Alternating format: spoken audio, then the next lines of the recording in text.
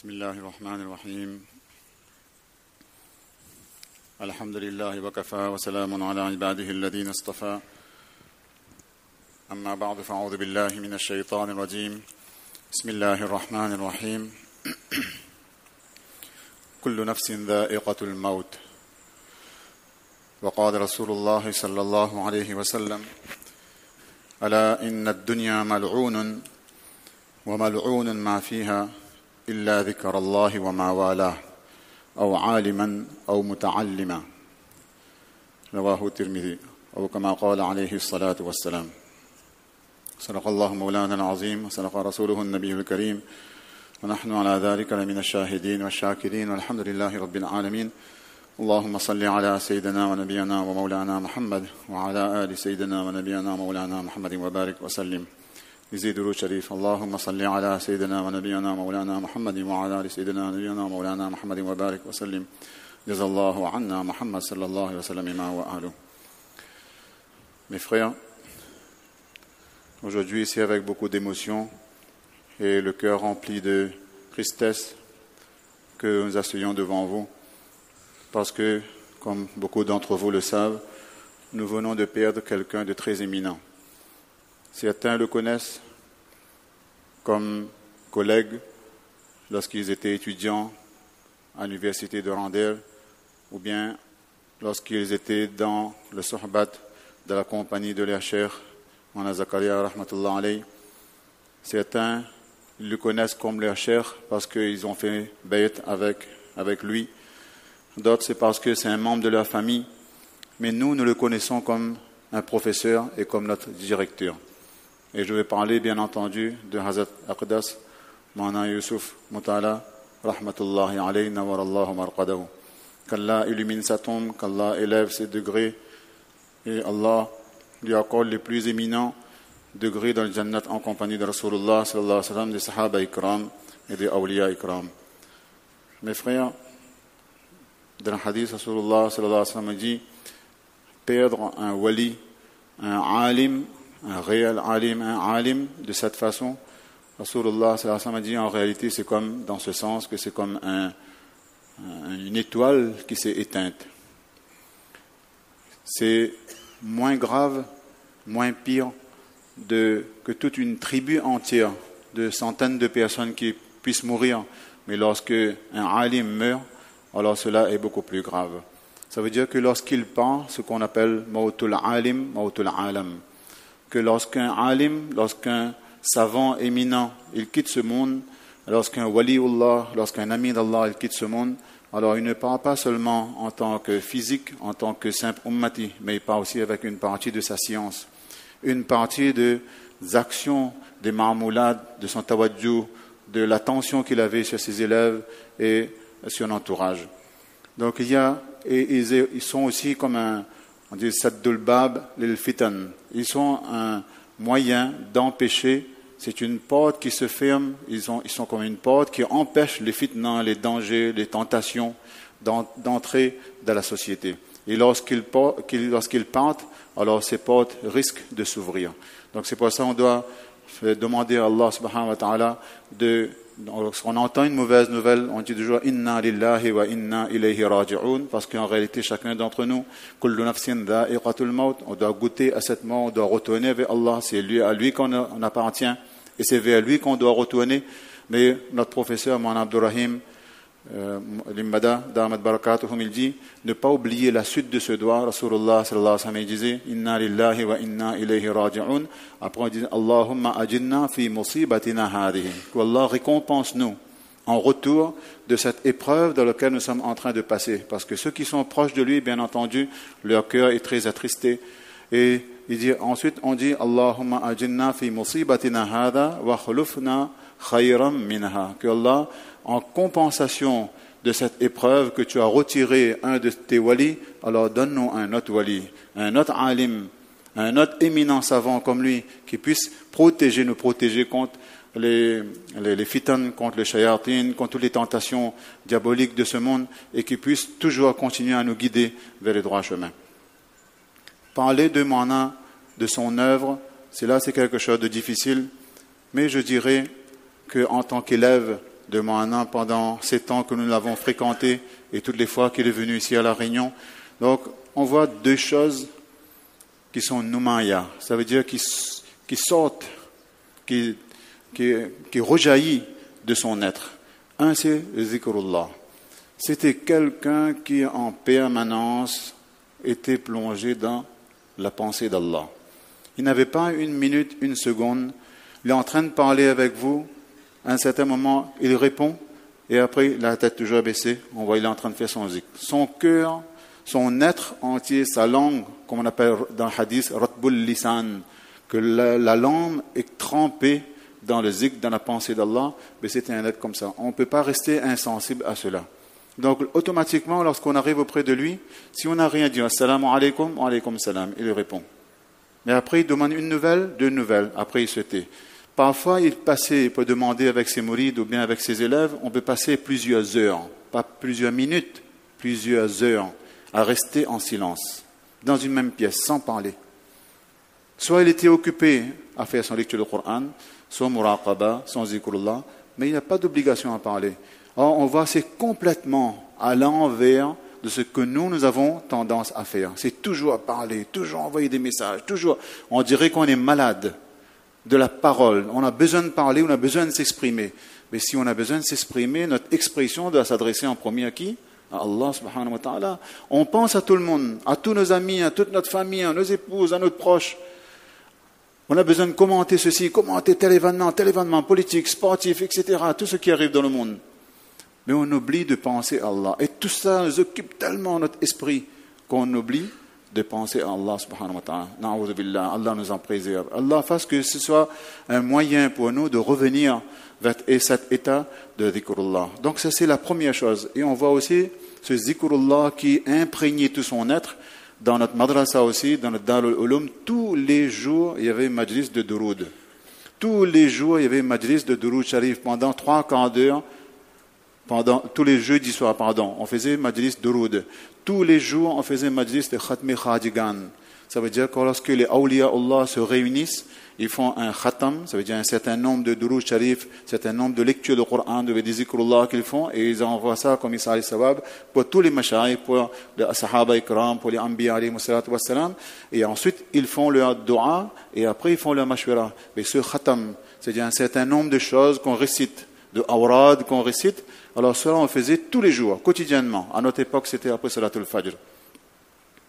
Et tous les jeudis soirs et tous les jours après Salatul Asr, vers 4h, 5h, il y avait toujours un majlis zikr. Tout le monde venait, quel que soit notre silsila, Chishti, Qadiri, Sahawardi, etc. Tout ce qu'on avait l'habitude de faire, on venait s'asseoir dans le majlis de zikr. Et tous les soirs, il y avait majlis, on faisait le ta'lim, avec le kitab de Hadha Sheikh, rahmatullah alayh, là on rappelle zikrullah, duroud sharif, ittiba sunnat, etc. Et tous les jeudis soirs, après la salat Isha, on éteignait la lumière, et pendant 3 quarts d'heure, on s'asseyait et on lisait duroud sharif. Donc il nous donnait cette habitude. Le jour de vendredi, après salat al-Asr, pourtant on avait dars parfois, on avait encore la leçon, on avait encore les professeurs qui nous attendaient. On quittait la salle, on venait faire la salat al-Asr, après il nous disait, on prend 5 minutes, on lit les 80 fois les duroud sharif. Dans son dernier bayan, lorsqu'il était là-bas en Canada, il a rappelé cela encore. Il dit, en quelques minutes, 4 minutes, 5 minutes, en lisant 80 fois, Allahumma salli ala sayyidina Muhammadin nabiyil ummi wa ala alihi wa sallim taslima, Allah nous accorde 80 années de ibadat, de récompense, de bonne action inscrits à notre compte. 80 années de péché effacés en quelques minutes. Mais il dit malheureusement, il n'y a plus beaucoup qui viennent le prendre. On voit quelques personnes qui ont pris l'habitude, après Salatul Asr, le jour de Jumu'ah, de rester à leur place et de lire ce duroud sharif. Et la plupart sont occupés à faire autre chose. Ça nous prend quelques minutes. Mais il dit comment nous sommes perdants dans ces moments-là. C'est des perles, des bijoux que Rasulullah sallallahu alayhi wa sallam nous a légués. Et donne un autre exemple encore, il dit celui qui lit 10 fois duroud sharif le matin, 10 fois duroud sharif le soir. Dans le hadith, c'est écrit le matin et le soir. Donc le matin, avant Fajr, après Fajr, avant d'aller au travail, ce que vous voulez le soir, après Maghrib, après Isha, avant de s'endormir, 10 fois le matin, 10 fois le soir. L'intercession de Rasulullah sallallahu alayhi wa sallam sera obligatoire pour cette personne. Qu'est-ce qu'on veut plus? Le jour de Qiyamah, qui viendra nous secourir? Qui sera là pour intercéder pour nous? Qui sera notre avocat? Nos parents, eux-mêmes seront dans les difficultés. Eux-mêmes seront dans le besoin. Nos amis, personne n'a pas d'amis là-bas. Les amis deviennent des ennemis. Nos professeurs, eux aussi seront dans le besoin. Même les anbiya, les prophètes auront crainte ce jour-là. Ils diront nafsi, nafsi. Nous ne voudrons pas intervenir pour les autres. La seule personne qui pourra intervenir sera Rasulullah sallallahu alayhi wa sallam. Dans un premier temps. Bien entendu, après viendra le toit des anbiya, des siddiqin, des martyrs, etc., des hafiz au Coran. Mais Rasulullah sallallahu alayhi wa sallam, c'est le sommet de cette intercession, c'est le chef de l'intercession. C'est lui qui peut venir en aide de jour de Qiyamah. Mais dans ce monde, si on oublie Rasulullah sallallahu alayhi wa sallam, on n'a plus le temps maintenant pour réciter Duroud Sharif. Par contre, on a le temps largement pour commenter les matchs, pour commenter les décisions politiques, pour commenter telle chose qui est arrivée, telle décision on a pris, ceci, cela. On peut parler des heures et des heures, mais au pire, on n'a plus le temps pour réciter le Duroud Sharif sur Rasulullah sallallahu alayhi wa sallam. Donc ça, c'est la première chose, c'est ce zikrullah qui imprégnait notre professeur Mawlana Youssouf Moutala de rahmatullah alayhi. Deuxième chose qui était Noumaya, qui ressortait de sa vie, c'est cette envie de toujours apprendre et d'enseigner. Quand je vous dis apprendre, je vous donne un exemple simple. Il vient ici, on vous dit, voilà, maintenant, ça c'est le fruit qui vient de sortir, le litchi. Il a vu d'autres ailleurs. Il dit, ah bon, ça, il commence à goûter. Il va te dire, quelle vertu il y a dedans, quand ça sort, combien ça, etc. Il va demander toutes les informations. Et après, il va analyser. Après, il va te dire, ça c'est bon pour la santé, ou bien c'est pas bon, faut pas trop manger, parce que ça va donner comme ça. C'était un hakim, c'était un docteur de l'âme aussi, mais c'était un docteur physique. Il connaissait, il s'est intéressé et analysé toutes choses. Je lui dis une fois, maintenant, voilà, il y a une nouvelle eau qui vient de sortir à La Réunion, qui s'appelle l'eau de Sillaos. Sans faire publicité. Alors, il me dit, ah bon? À quoi ça sert? Je dis, voilà, c'est écrit dessus, c'est bon pour la digestion, il y a du fer dedans, il y a comme ça. Après, il m'a regardé, il dit, bon, verse un petit peu. Après, il dit, ça y a du gaz à l'intérieur, donc c'est artificiel. J'ai dit, non, c'est qudrati. Ah bon? Et c'est quelqu'un qui était très attaché à la nature. Et dans cette nature, il y avait les plantes, il y a une serre spéciale, aménagée, avec toutes sortes de plantes, les orchidées. Il prenait des boutures d'ici et il l'amenait là-bas en Angleterre. Il allait partout dans le monde et il prenait les choses qu'il voyait très belles et il l'amenait là-bas en Angleterre pour les planter là-bas. Si on rentre dans un madrasa, on voit partout verdure, décoration avec les plantes partout. Alhamdulillah, subhanallah. Comment c'est fleuri, comment c'est vert. On a l'impression de rentrer dans un paradis, dans un jannat. Subhanallah, ça c'était son attachement pour cette nature. Mais à travers cette nature, ce qu'il recherchait, c'était qui? C'est le Créateur. C'est ça qui l'a intéressé. Comment il était en extase devant ces choses lorsqu'il regardait ça, il observait ça. C'était Allah qui est en train d'observer à travers cette création. Donc la deuxième chose, c'est apprendre. Il voulait apprendre. Ça, c'est quoi? Je lui apporte un médicament, je dis, maintenant, j'ai entendu que tu as beaucoup de migraines. Voilà, j'ai tel médicament, on a l'habitude de prendre. Comment on prend ça? Qu'est-ce qu'il y a à l'intérieur? Qui a donné ça? Où est-ce que tu as acheté ça? Qui t'a conseillé ça? Il demandait plein de choses. Donc c'était quelqu'un qui voulait toujours apprendre. Et c'est quelqu'un qui aimait enseigner. Partout où il allait dans le monde. Déjà, regardez en Angleterre, lorsque Hazrat Sheikh, rahmatullah alayhi, son cheikh, lui a dit, je lui ai posé une fois une question, dans la réponse, il m'a dit, quand je suis arrivé en Angleterre, ma barbe n'était même pas encore bien sortie. Ça veut dire qu'il était encore jeune, peut-être 18 ans ou 19 ans, maximum. Il a quitté l'Inde, il est arrivé en Angleterre, et l'objectif de son cheikh, et ça, l'obéissance de son cheikh, ceux qui ont vécu en Angleterre, ils ont vu le climat de là-bas. Et par rapport au climat de l'Inde, comment c'est difficile, il fait froid, il y a ceci, il y a cela. Bien sûr, les infrastructures ne sont pas les mêmes. Mais Allah subhanahu wa ta'ala lui a donné une telle istiqamat, et comment il a fait son travail, et il a commencé à implanter le premier Darul Ulum, première université islamique en Angleterre. À notre époque, il y avait une seule, à Bari, le deuxième c'était à Dewsbury, où il y a le Markaz. Et maintenant, on en trouve plus d'une dizaine, pour filles et garçons, et pas des petits, c'est 500, 800 personnes, 300 personnes, on a des académies spécialistes pour former les gens, pour faire les discours, pour aller faire les débats à la télévision, etc. Et il était un visionnaire. Allah subhanahu wa ta'ala avait donné une telle envie de répandre tout cela à travers l'Angleterre. Mais quand il a terminé, il n'a pas terminé, c'est pas limité seulement à l'Angleterre, Et il a commencé maintenant à partir dans les autres pays, au Portugal, au Canada. C'est là-bas que Allah subhanahu wa ta'ala l'a repris. Et regardez son travail, c'était quoi? À tel endroit, quand il venait, il disait, pourquoi vous ne faites pas université? Pourquoi vous ne faites pas madrasa? La première chose, masjid, madrasa. Et après, dans un second temps, c'est préparer les ulama qui vont être capables de diriger, d'accompagner la communauté. Ça, c'était son souci. Ce ilm, c'est apprendre, enseigner. Partout il partait. Et quand les gens disaient, comment on va faire maintenant, on n'a pas d'argent, il dit, mettez votre tawakkul sur Allah. C'était un waliullah, mais c'était aussi un sahib kashf. C'était un mustajab ad-da'wat. Je vous donne un exemple. J'étais imam pendant quelques années, alhamdulillah, j'ai pu faire imamat. Après la namaz est terminée, il m'appelle, il dit, viens, prends telle personne, va dans tel building, parce que là-bas il y a plusieurs bâtiments. Va dans tel building là-bas, dans tel bâtiment.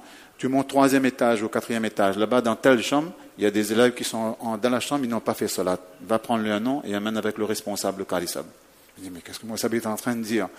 On monte, on va là-bas, quand il apporte, la lumière est éteinte, il n'y a aucun bruit. On ouvre la porte, on a le double de clé, on rentre, on a les élèves qui sont à l'intérieur.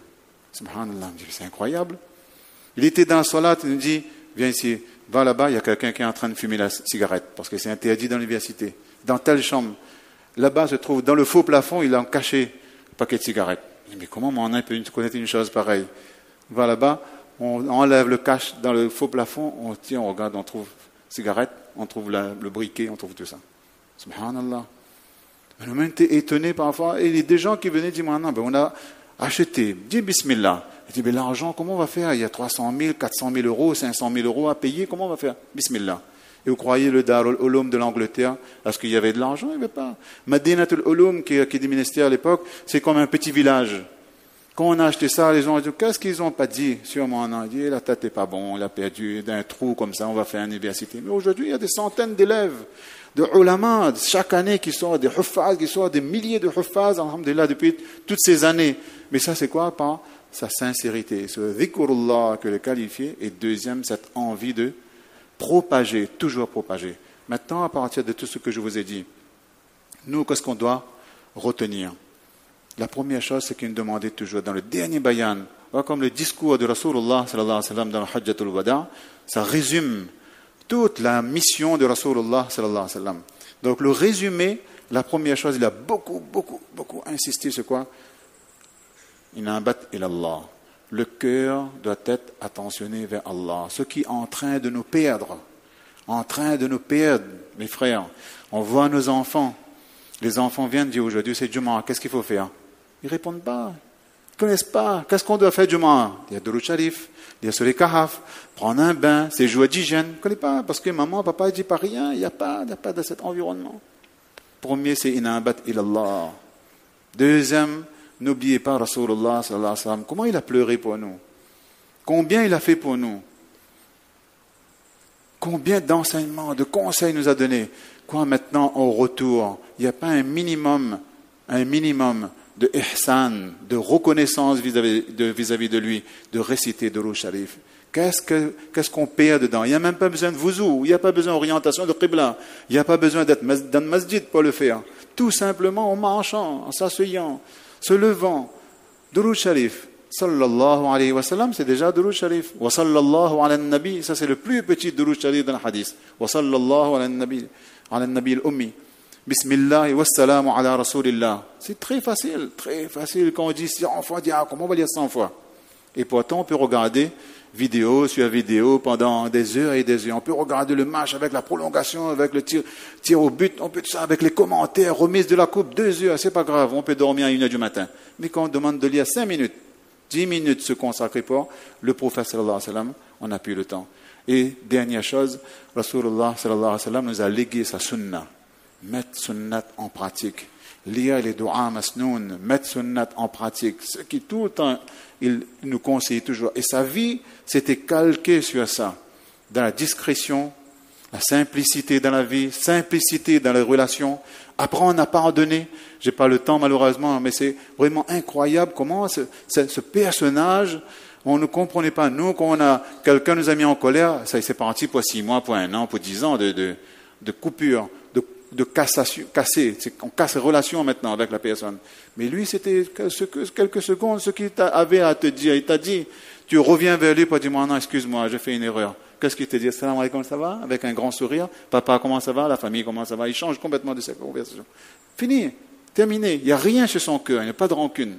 Donc ça, ce sont les modèles que, Inch'Allah, si nous allons suivre, nous étudier. Vous voulez voir qu'est-ce qu'il a dit? Inch'Allah, ceux qui comprennent l'ourdou, il y a un site qui s'appelle